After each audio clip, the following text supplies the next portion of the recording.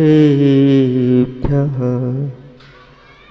निर्मल जल सामन है जिनका, चंदन से है दिव्य वचन। अक्षत सम अक्षत है श्रद्धा, सुमनों सा सुंदर है तन। नैवेद्य चरित्र जान है दीपक, बस विधि करते धूप दहन। ध्यान सुफल है अर्घ समाधि, मुनिवर तुमको नित्य नमन। अनर्घ पद को पाने गुरुवर, मेरा अर्घ समर्पित है। एक जीवन क्या सौ सौ जीवन, गुरुवर तुम्हें समर्पित है। ऋषिवर तुम्हें समर्पित। देवादिदेव एक खजराट कैवल्य कमलापति आदि ब्रह्मा आदिनाथ भगवान की परम उपकारी परम पूज्य 108 आचार्य प्रवर गुरुवर श्री विद्यासागर जी महामुनिराज की, परम पूज्य 108 नवाचार्य श्री समय सागर जी महामुनिराज की, 3 कम 9 करोड़ मुनिराजों की, परम पूज्य मुनि श्री विमल सागर जी महामुनिराज की, समस्त मुनि संघ की। धर्म स्नेही बाबात्माओं, एक समय वो आया था 2008 का, जब हम बेगमगंज में थे। उस समय 3 मुनिराज थे और चातुर्मास निकट था। हमारा स्वास्थ्य ठीक नहीं था।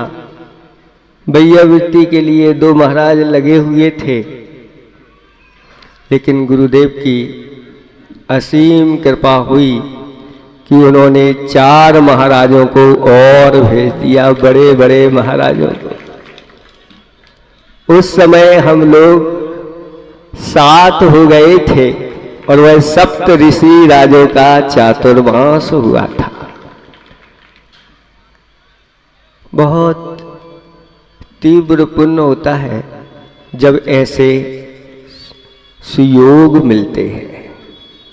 ऐसे ही परम पूज्य आचार्य नवाचार्य महाराज की कृपा हुई पठारी वालों के ऊपर और 4 महाराजों को हम लोगों को यहाँ भेज दिया। कुछ लोग आए थे, खिमलासा में निवेदन किया था, महाराज सब कार्य बंद पड़ा हुआ है, आपके चरण पड़ते हुए सब प्रारंभ हो जाएगा और पंच कल्याणक हो जाए। महाराज आपको कराने हैं। तो हमने कि पंच कल्याणक हम क्या कराएंगे? जो बड़े बाबा की इच्छा होगी वैसा होगा। ना हम करा पाएंगे ना आप करा पाओगे।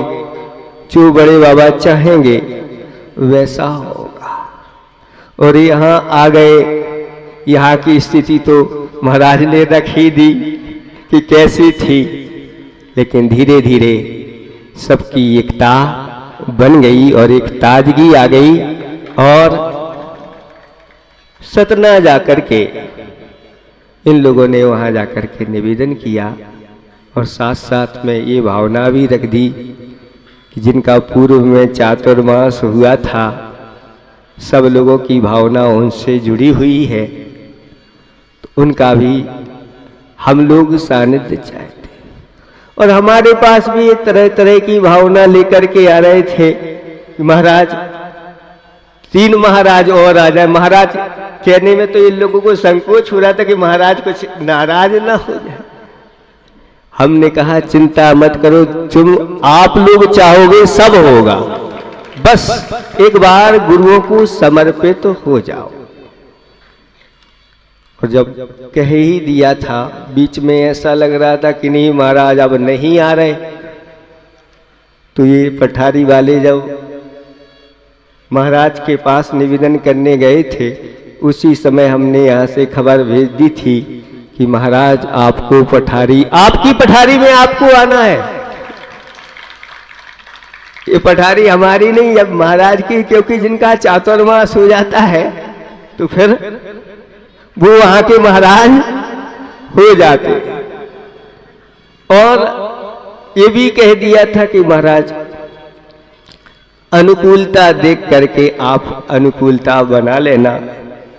और यहाँ पंचकल्याणक में हम लोग आपकी अगवानी करना चाहते हैं, और आज आपने वह दिन भी देख लिया। ये सब आप लोगों ने जो पुरुषार्थ किया है, बड़े बाबा की कृपा से ये दिन आपको आ गए हैं। एक बात और आप लोगों से कहा था कि हम लोगों को तो जाना है पंचकल्याणक, आप कराओ चाहे ना कराओ, करा लो तो बहुत अच्छा है, अवसर का लाभ उठा लो, नहीं तो हम लोगों को तो यहाँ से आगे ज्यादा समय नहीं है हम लोगों को पास। एक आध महीने का समय था आप लोगों को देने का, लेकिन आप लोगों ने जब पंचकल्याणक की भावना बना ली तो लगभग 2 महीने होने वाले, और अब हमें कोई चिंता की बात नहीं है। अब महाराज 3 आ गए हैं, ये आपके पठारी के महाराज हैं। अब छोड़ना नहीं, पूरी ग्रीष्म काल अच्छी तरह से महाराज को यहीं रखना ठंडक में, और अच्छा लाभ लेना, और जो जो बाकी कार्य रह गए हैं उनके सानिध्य में संपन्न करना। अभी तो ये आपका मंगलाचरण है, हम तो इसको मंगलाचरण मानते हैं। ये पंचकल्याणक अभी आपका मंगलाचरण है। आप लोगों का इसमें ऐसा पुण्य संचय होगा कि इससे भी बड़े बड़े कार्य पठारी वाले करेंगे, और इनका यश कीर्ति समस्त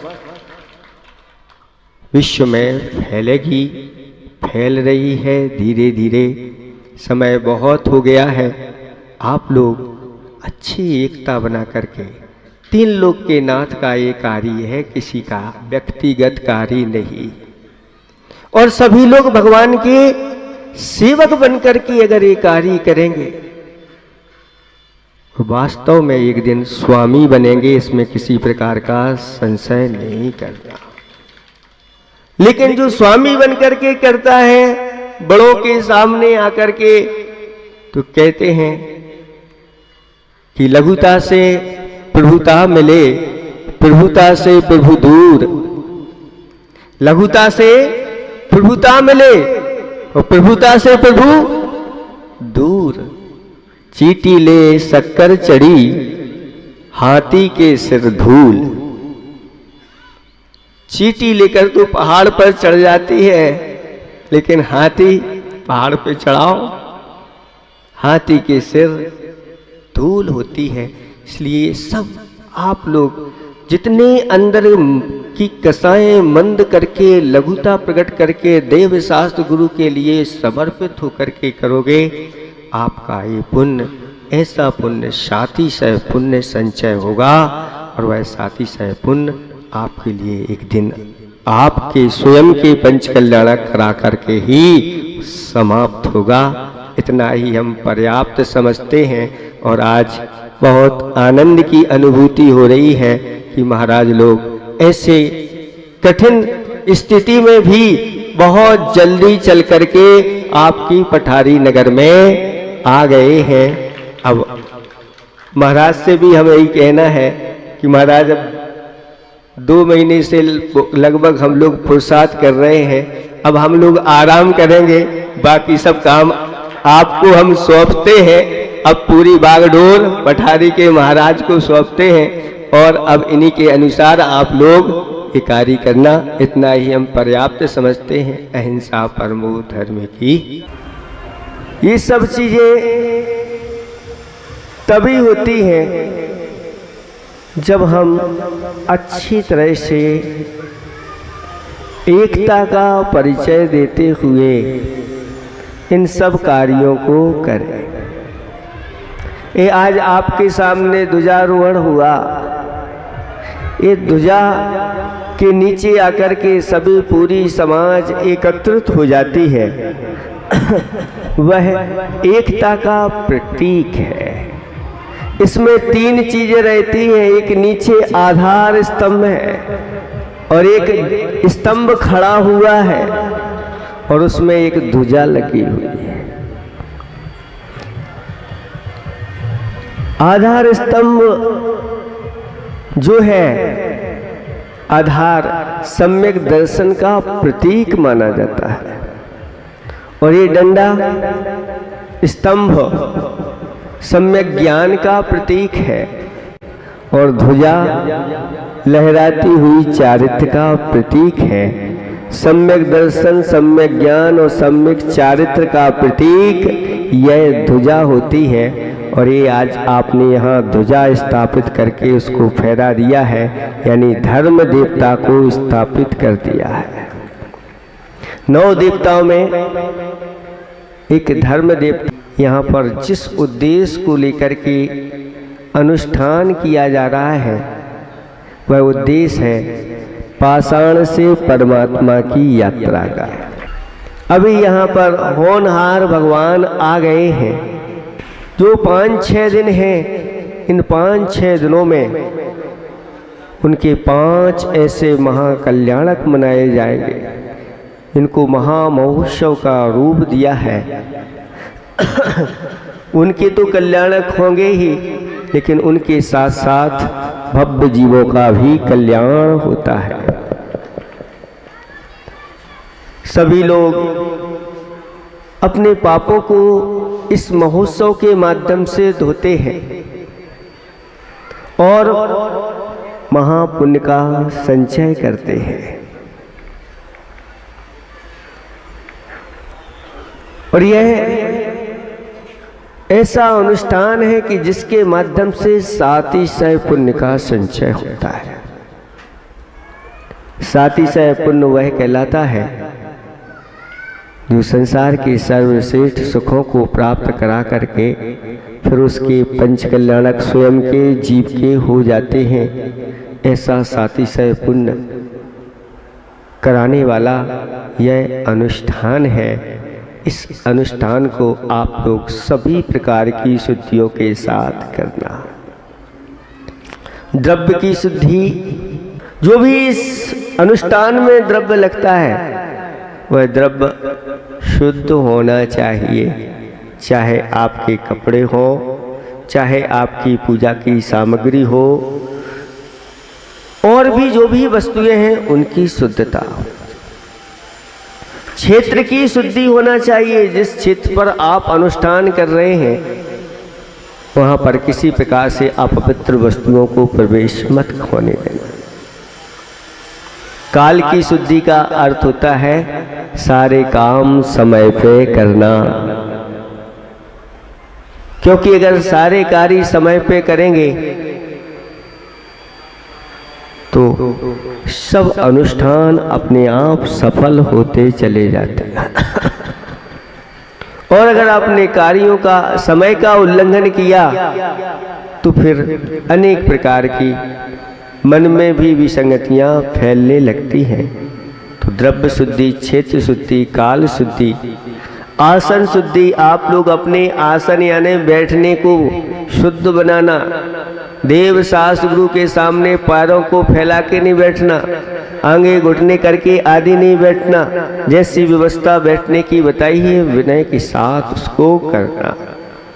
आसन शुद्धि तो के साथ साथ विनय शुद्धि, यानी जहाँ आपको जो निर्देशन गुरुओं के माध्यम से मिले उनको अच्छी तरह से सुन करके करना। और इस अनुष्ठान को कराने वाले जो प्रतिष्ठाचारी होते हैं वो मुख्य होते हैं। पूरा अनुष्ठान, हम लोग तो कुछ समय के लिए यहाँ आएंगे, उनको पूरे समय यहाँ पर रहना है। उन प्रतिष्ठाचारियों के अनुसार ये कार्य आप लोगों को करना है। कहते हैं कि जहाँ गुरु और प्रतिष्ठाचार्य आदि प्रसन्नता से कार्य करते हैं, वह कार्य सब मांगलिक सब सानंद संपन्न होते चले जाते हैं। इसके साथ साथ अपने शरीर की शुद्धि भी रखना, जैसे अभी भैया जी ने बताया, अशुद्ध आदि पदार्थ लगा करके मत आना। वचनों की शुद्धि भी आप लोगों को रखना है। यहाँ पर अच्छे अच्छे प्रशस्त वचनों का प्रयोग करना। अब आपके यहाँ बाहर से अनेक लोग आने वाले हैं, वो सब अतिथि के रूप में आएंगे। सब आपको अच्छी तरह से आइए, स्वागत है, पधारिए। हमारे अनुष्ठान में आप लोगों ने आकर के हम लोगों को धन्य कर दिया, हमारा पठारी समाज धन्य हो गया, हम लोग भी धन्य हो गए। सबको जय जिनेंद्र करो। इस प्रकार के अच्छे अच्छे शब्दों का प्रयोग करते हुए एक दूसरे को, ऐसा नहीं जिनको जिम्मेदारी सौंपी है वही करें, सब आपस में अच्छा पवित्र वार्तालाप आप लोगों को करना है। आप देखेंगे यहाँ पर जब अनुष्ठान होंगे कैसे पवित्र वार्तालाप देवों के द्वारा और भी देवियों के द्वारा किस प्रकार से होता है।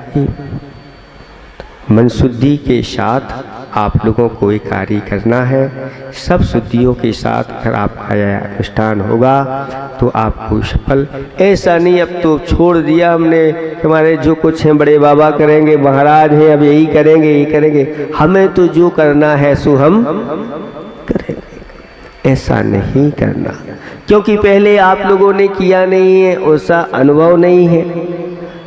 और अगर आप अपने अनुसार ही करते चले जाएंगे तो कार्य में सफल नहीं हो पाएंगे। ये आप लोगों को पहले दिन थोड़ा सा आशीर्वाद के रूप में कह रहे हैं कि आप लोग बहुत सावधानी पूर्वक एक एक कार्य अच्छी तरह से पूछ करके सलाह लेकर के आप ये करिए, और आपको एकता के साथ करना है।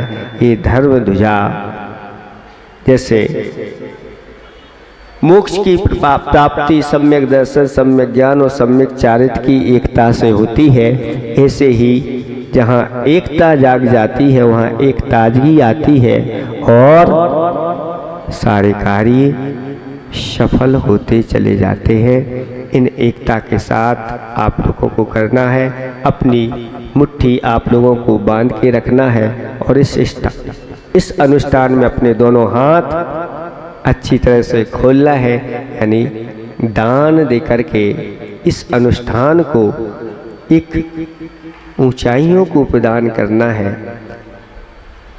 गुरुदेव का आशीर्वाद पहले से ही पठारी वालों के लिए है और नवाचार्य आचार्य महाराज का भी दोनों हाथों से आशीर्वाद आया है, और उन्हीं ने आपके लिए विनय भैया जी को भेजा है। आप लोग अच्छी तरह से इस कार्य को करेंगे। अभी कुछ कमियां जो रह गई हैं जल्दी से जल्दी और दूसरे सारे कार्य जोड़ करके उनकी आप लोगों को पूर्ति करना है। हमारा दोनों हाथों से आप लोगों के लिए आशीर्वाद है। अहिंसा परमो धर्म की।